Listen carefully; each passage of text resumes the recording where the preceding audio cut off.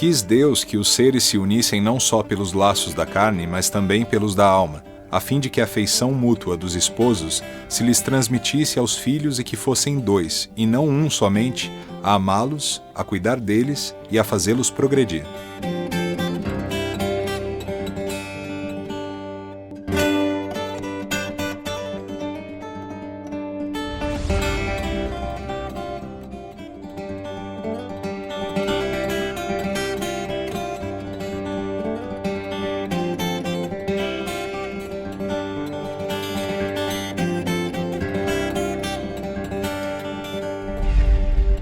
Quando nós falamos de casamento saudável, nós gostaríamos de apontar a família como base de um relacionamento. Essa família pode ser construída, pode ser constituída de maneira formal ou não. De toda forma, é um relacionamento estável, forte, que serve como estrutura. Estrutura significa algo que tenha força suficiente para que se possa construir em cima. E nós temos na doutrina espírita o entendimento de que a família é uma organização de origem divina. Ela tem uma função educadora e nós podemos aprender através da vivência coletiva, da vivência em família.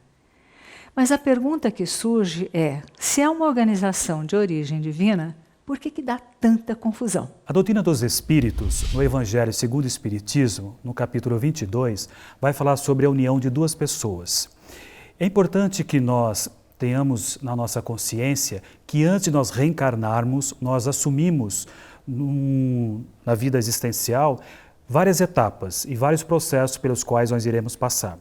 Então, um compromisso que nós assumimos no mundo espiritual de numa determinada existência, encontrar uma pessoa para lhe constituir uma família e ter os seus filhos. Então, quando nós assumimos esse compromisso no mundo espiritual, naquela existência se torna o nosso destino. Emmanuel nos diz que a família é formada por agentes diversos. E esses agentes diversos se encontram ou reencontram para ajustes e reajustes, entre amigos e inimigos, entre afetos e desafetos. E esse reajuste ou esse ajuste, ele é indispensável diante das leis do destino. Mas por que não conseguimos muitas vezes nos relacionar bem com quem nós amamos? Nós trazemos condicionamentos de existências anteriores, onde às vezes com aquela pessoa que hoje amamos, tivemos outras dificuldades. Então existem os condicionamentos e no dia a dia, quando alguma lembrança, alguma atitude, alguma fala, alguma situação nos remete àquela existência anterior, isso parece que abre um campo e dificulta esse amor, a aplicação dessa caridade, vamos dizer assim, desinteressada. Porque o ideal seria que no dia a dia, os relacionamentos, cada um pudesse oferecer ao outro o de melhor para o outro ou o que ele quer para si. Porque nós também aprendemos na doutrina que o bem é um fiel da balança. Ele mantém nos pratos, de um lado, o amor e do outro lado a justiça, que é querer fazer para o outro o que nós gostaríamos que o outro nos fizesse. Agora, o que é casamento? Casamento é uma questão também delicada, porque todo mundo quer casar. As pessoas que não se casam têm uma grande dificuldade, se sentem às vezes inadequadas. Né? Essas pessoas que se sentem inadequadas, muitas vezes querem um relacionamento, mas têm dificuldade até de se manter dentro daquilo que é uma proposta de casamento. Então, não é fácil para isso. Emmanuel nos diz, em Vida e Sexo, que casamento é o regime de convivência no qual duas pessoas se confiam uma à outra no campo da assistência mútua. Ele não diz: é o regime de convivência entre duas pessoas que se amam. Ele diz regime de convivência no qual duas pessoas se confiam uma à outra no campo da assistência mútua. Então veja, não é um conceito romântico, mas ele é muito verdadeiro. Ele não é um conceito que a gente tenha vontade de dizer, olha, eu vou me casar com você, eu vou me confiar a você para que você me dê assistência no meu projeto de crescimento. Por quê? Porque o entendimento é de que o casamento, os relacionamentos, a vida, tudo isso que compõe esse tipo de vivência, seja um processo de amorização. Nós vamos amorizando as nossas relações, nós vamos nos tornando mais sensíveis diante de determinados relacionamentos. E quando então os casais se encontram, a importância de, num primeiro momento, cada um observar isso, e se ele tem medos, ele tem receios, ou ele tem dores, ou ele tem traumas, o outro também tem. E de que maneira se pode criar um espaço para esse relacionamento, apesar das dificuldades, mas que o amor possa abarcar todos esses sentimentos, porque nós acreditamos que no amor cabem todos os sentimentos. É a transformação do instinto em sensação, da sensação em emoção, a emoção em sentimento, e o mais nobre é o amor. Essa é a lição que o Evangelho nos dá. Em vez de nos desanimarmos e deixarmos os relacionamentos, nos separarmos e querermos viver a sós, que tal encararmos esse desafio que é amar o diferente, respeitar as diferenças e seguir assim também dentro dessa lei e esse grande ensinamento que Jesus nos deixou, que é o amor. Então, quando Emmanuel diz regime de convivência no qual duas pessoas se confiam uma à outra, a primeira palavra que surge é eu confio em você. Eu vou me confiar a você para que você me ajude a crescer. E você pode se confiar, pode acreditar que eu vou ser a pessoa a te apoiar nas dificuldades ou nas suas necessidades. Deve ser uma relação de crescimento criativa, onde um é o facilitador do aprendizado do outro. Agora, se nós esperarmos um casamento através da nossa expectativa fantasiosa, se a gente achar que estamos casando com um príncipe, com uma pessoa perfeita, nós já começamos de uma maneira equivocada. Então, deve ser de crescimento, portanto, terá sempre fatos novos, situações novas, situações que vão nos desafiar a entender as coisas de um outro jeito. Não dá para que nós depositemos naquela pessoa que a gente se casou, ou que estamos namorando, ou estamos enamorados por alguém, expectativas que ela não vai poder cumprir, porque quem faz o caminho somos nós mesmos. Nós não podemos jogar na mão do outro a felicidade que nós tanto queremos. É a crença de que o outro vai fazer aquela outra pessoa feliz. É a busca da felicidade. Eu vou fazer você feliz, ou eu espero que você me faça feliz. E aí nós já temos uma confusão garantida. Porque casamento e felicidade não necessariamente caminham juntos. Por quê? Porque nós vamos encontrar afetos e desafetos, amigos e inimigos, para ajustes e reajustes, que são inevitáveis diante das leis do destino. Então nós não podemos acreditar no casamento como a fonte da felicidade. Por quê? Porque ninguém tem a capacidade ou o dever de nos fazer felizes. Nós também não temos o dever e a capacidade de fazer qualquer outra pessoa feliz. Se nós partimos dessa premissa, nós temos uma premissa equivocada. Mas eu posso, pela confiança, pelo carinho, pela amizade, pelo nosso entendimento de amor, eu posso levar isso para o meu relacionamento, eu posso levar isso para o meu casamento. Eu costumo brincar com as pessoas. Se você vai atrás de felicidade, o casamento não necessariamente vai te dar a resposta buscada. Se você vai em busca de se tornar uma pessoa melhor,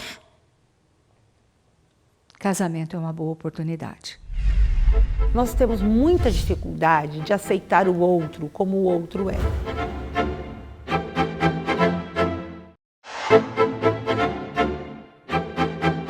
As dificuldades que temos para os relacionamentos hoje em dia partem primeiramente do fato de que nós não nos conhecemos. Então, quer dizer, se nós não nos conhecemos, dificilmente nós estamos aptos a um relacionamento onde nós vamos conviver com o outro. Então, se nós não nos damos bem conosco, nós dificilmente vamos conseguir transferir isso para outra pessoa. Quando você não se acha merecedor de amor, você simplesmente não aceita que outra pessoa possa lhe amar.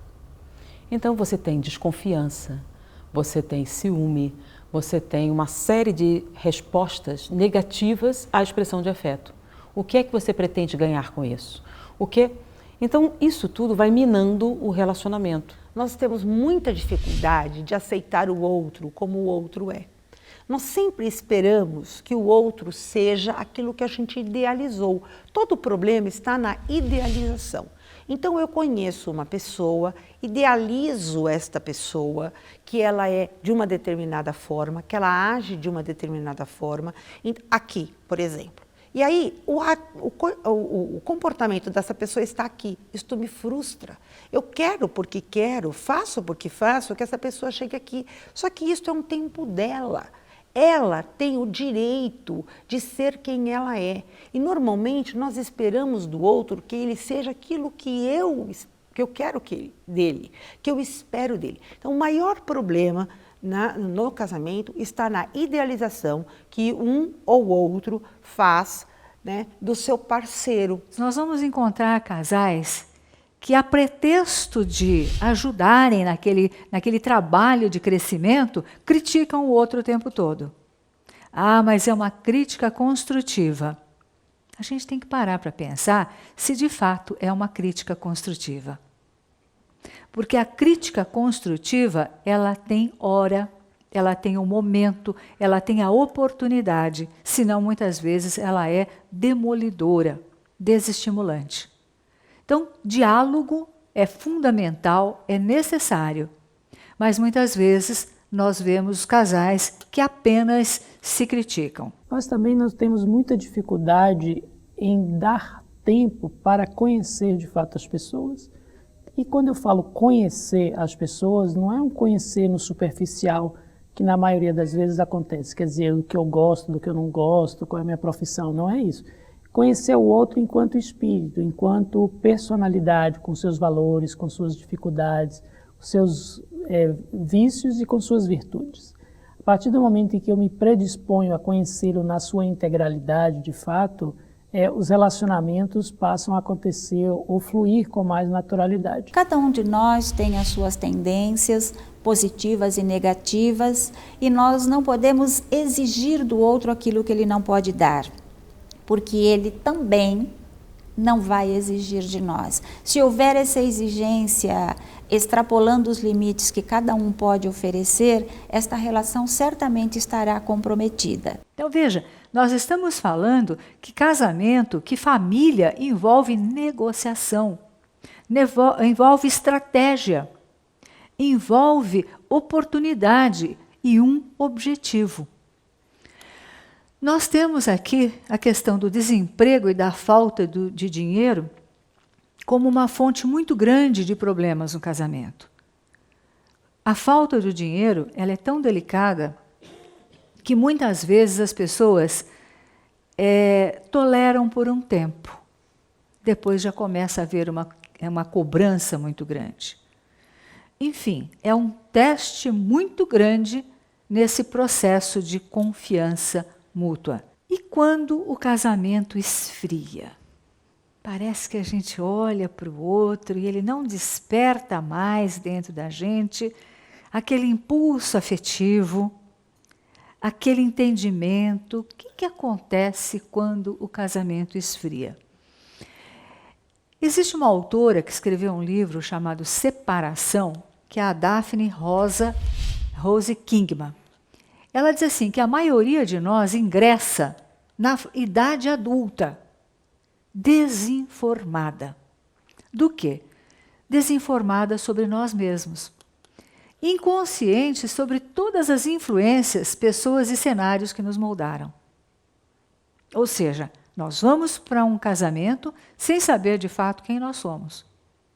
E se nós não sabemos quem nós somos, como é que nós vamos saber o que é melhor para nós? Como é que eu vou conviver com uma pessoa que eu acho que é boa para mim, mas eu não sei se ela será realmente boa para mim? Então, quando essa autora fala sobre separação, ela fala dessa desinformação, dessa falta de informação que só pode ser suprida pelo autoconhecimento. É o autoconhecimento que dá condições de uma pessoa poder realizar escolhas conscientes. Eu tenho um amigo já no plano espiritual, Dr. Luiz Monteiro de Barros, muito amado, um encanto. E quando ele fazia palestra sobre o casamento, eu ficava na FEESP, eu era criança, eu ficava parada. E ele dizia assim, é claro que isso não acontece, mas era uma brincadeira dele, que os espíritos punham uma venda para que o casamento que fizesse os dois crescerem se realizasse. E que depois do casamento tirava a venda. Então, que era um susto. Emmanuel, no Vida e Sexo, diz assim, que sempre que houver ameaça física ou psíquica, pode haver uma separação, que é melhor para os dois. Mas nesses casos, lembra o querido Emmanuel, em geral, as raízes das dificuldades estão em encarnações anteriores. Não se justifica, porque os dois vieram preparados para a vitória. Agora, é claro que também a gente não tem que ficar exagerando, né? Vamos dizer assim. Muitas coisas aparecem e as dificuldades surgem nos relacionamentos de agora, a despeito dos que a gente já teve no passado. Então, situações novas surgem, você tem que lidar com elas, junto com aquelas que pode ser com as relações do passado, né? E sempre com aquela ideia de que não tem o certo ou errado, é aquilo que é possível ser feito. E os relacionamentos ajudam nos crescimentos pessoais de cada um dos lados. Então não é para quem vê quem ganha e quem perde, né? Não é certo ou errado, é o que é possível. E muitas vezes conviver com uma dificuldade em relação ao cônjuge, por exemplo, é que é o meu treinamento para aquela minha necessidade psicopedagógica de aprendizado, inclusive a nível biológico, a nível psicológico, social e espiritual. O casamento, então, seria um processo evolutivo? Sim, seria. Porque nós somos selvagens. Então, por exemplo, em sociedade, se nós abolíssemos todas as leis, como seria? Nós, por exemplo, normalmente comparamos o Brasil com os Estados Unidos, né? Que lá as pessoas aparentemente cumprem a lei de maneira maior. Aí questiona, porque eles são mais educados, são mais evoluídos? Não, porque a aplicação das sanções legais é mais eficiente, não é? Então, se você abusa do consumidor, imediatamente você vai ter a aplicação de uma pena, não demora muito, o que faz com que vale a pena você manter a lei. Então, qual foi o objetivo da institucionalização do casamento? Inicialmente, era garantir as posses, né? Mas hoje em dia, o casamento legal, ele estabelece o quê? Direitos e deveres do cidadão diante dessa sociedade. Então, o casamento legal tem uma função social? Sim. Disciplinar os instintos, disciplinar as tendências egoístas, disciplinar as tendências possessivas que nós trazemos dentro de nós. Então, se a gente não faz isso espontaneamente, a gente faz sob pressão legal. Agora, ele será necessário em todos os processos? Não, à medida que a gente evolui e sai desse nível de selvageria, não vai precisar mais de um instrumento legal para determinar aquilo que você deveria fazer. Então, à medida em que nós evoluímos como pessoas, como seres vivos, vamos deixar de ter uma pressão para cumprirmos os nossos deveres, porque faremos isso com tranquilidade. E como é que o Espiritismo vê o casamento? É tão importante que no Livro dos Espíritos ele aparece como resposta dada pelos Espíritos superiores como uma das maiores instituições criadas pelo homem. O casamento é realmente uma criação humana importantíssima, porque através do casamento o homem, além dele crescer, conforme foi feita a pergunta, ele dá chance, abre as portas da reencarnação. Então é importante que, agregados a esses valores que o Espiritismo nos passa, na estrutura de um casamento, onde os filhos possam ter segurança, afeto, uma educação, encaminhamento, exemplos de vida e também uma orientação espiritual. Então existe essa possibilidade e é assim que o Espiritismo nos coloca o casamento como mais uma ferramenta de evolução e de progresso. Então, um casamento saudável parte-se do princípio de que nós estamos saudáveis, nós estamos procurando o nosso eixo, o nosso centramento, o nosso equilíbrio, a nossa harmonia.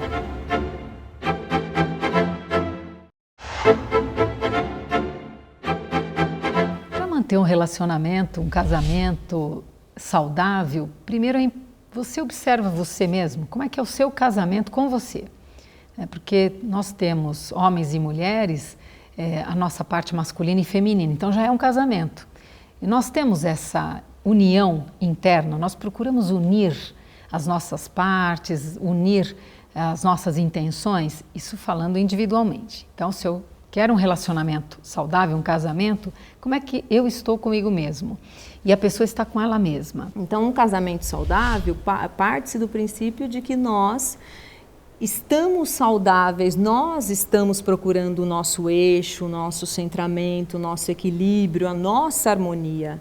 E o casamento saudável vai ser uma completude, vai dar à nossa vida um sentido, um significado ainda mais interessante. Mas não é ele que vai fazer da nossa vida mais interessante. É necessário flexibilidade nas relações humanas. Se nós formos pessoas extremamente rígidas, nós não vamos conseguir nos relacionar. Nós vamos impor aquilo que para nós é a nossa verdade. E aí não tem relação. Reconhecer, então, em todos os momentos, se você tem essa crença, né, de que você tem a capacidade de alterar a sua própria vida, de mudar a sua própria vida e de afetar a vida da sua família. Como que eu vou afetar positivamente a vida da minha família? Nós estamos numa época em que nós sabemos que o planeta está entrando numa fase de regeneração. E nenhuma transição é serena, ela é turbulenta, porque é passagem, é mudança, e toda mudança ela tem as suas dificuldades. Então nós estamos recebendo espíritos que estão cada vez mais preparados para fazerem essa mudança. As crianças de hoje são muito espertas, elas percebem, elas entendem, têm um vocabulário, lidam com a informática de uma maneira absurdamente capaz. Se você pedir para explicar, ele não consegue, mas ele sabe fazer. Então nós temos que criar os filhos num clima de verdade, de transparência, de amor e de valores. São esses valores que vão fortalecer esse espírito que, como diz Kardec na Gênese, é propenso ao bem, mas não é um espírito perfeito, que através de valores é que ele vai enfrentar as turbulências do mundo que nós estamos vivendo, dessa transição. Porque a partir do momento que nós nos aceitamos, reconhecemos aquilo que temos de bom, com as nossas luzes, com as nossas sombras, nós vamos poder ver no outro também essa pessoa que está encaminhada, tão imperfeita quanto nós, e que está procurando acertar. Certamente o diálogo sempre é o melhor caminho. E aí, no segundo momento, como é que o casal pode estar, então, vivendo um relacionamento saudável? Primeiro, respeitando as individualidades, respeitando o outro e a história do outro, porque muitas vezes as pessoas se amam, mas elas não respeitam as famílias. Então, isso também há uma implicação nesse sentido. Eu acho muito importante, entre duas pessoas, elas não só olharem para si mesmas, mas olharem na mesma direção. O que eu quero dizer com isso? Não sugiro que as duas pessoas sejam iguais. Não, as diferenças também se complementam. Mas olhar numa mesma direção é ter uma direção transcendente. E não simplesmente um olhar para o outro. Por direção transcendente, eu digo ter uma causa em comum. Ambos vivenciarem a elevação como uma forma de alimento espiritual. Ambos tendo como fim último de realização a alegria interior. ambos motivados pelo interesse nobre de doação, de caridade.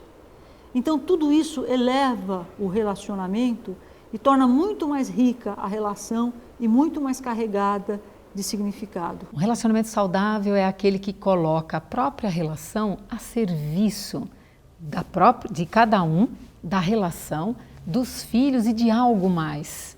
Que isso tenha um significado e que possa transbordar esse amor que ambos sentem. E quando nós falamos amor, algumas pessoas têm uma ideia romântica de amor, né?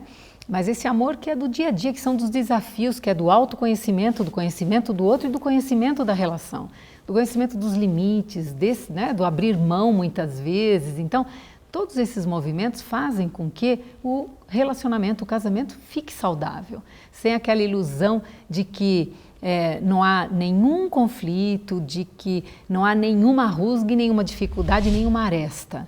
Ainda não vivemos esses tempos aqui na Terra, que é um planeta ainda em transformação. E lembrar que o lar é o lugar mais querido da Terra. Mas ele é o centro, mas ele não é o limite dos afetos. Quando eu constituir uma família saudável, uma família amorosa, então eu tenho como expressar isso, contagiar e impactar o mundo em que eu vivo.